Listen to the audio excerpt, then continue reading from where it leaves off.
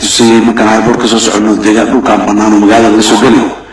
taangiyo burbursan oo qaar ciidamada Soomaalida laga burburiyay iyo kuwa ciidamada Itoobiya laga burburiyay ayaa meesha u jiro muddada laga yeelay yani burburkaasi dhibaatadii dadka gaarsiiyay waa loo garanayaa dadka jooga Soomaaliya Itoobiya waxay dhiseen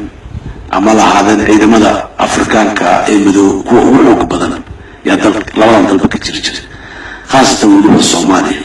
xilli salaasi booqashiis ugu dambeysay Ameerika ku tagay oo hadda waxaan WikiLeaks ka waxaan ku soo baxeen discussion-ka asiga dawladda marka dhaxgalaad ka dareemay khatarta Itoobiya ay Soomaaliya ka arkaysa markaas iyo midowga Soviet ee Soomaaliya joogay iyo Mareykanka joogay waxaan soo marnay waayo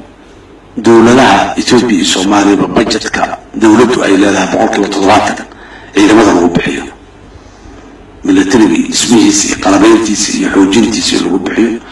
inta kale dawladda inteeda kale oo waliba adeega bulshada ee caafimaadka iyo waxbarashada iyo biyaha nadiifka iyo 2% budgetka dawladda lagu bixiyo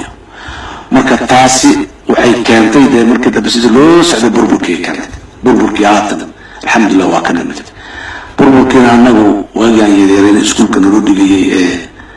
maxaan ku raadayay colaadaas hadda taariikhda ka sheekeynayna iskuulaadka lagu baranayay waxay ahayd anagoo yaryaro ma dadka Soomaalida iyo Itoobiyaanka intaba xaloo dhigi jiray dal Soomaaliya ay leedahay iyo dad Soomaaliyeed oo gumaysi ku jira oo in la xareeyo u baahan ayaa jiray dabcan dhinacan cadaawadaas oo kala ka jirtay dadkii marka nolol adag deegaanka dadka ku nool nolol adag ku noolay dawladda Itoobiya wax ku malahayn intii Soomaaliya ma balahayn xuduudeedii banaanka jireen duruufahaas ayaa jiray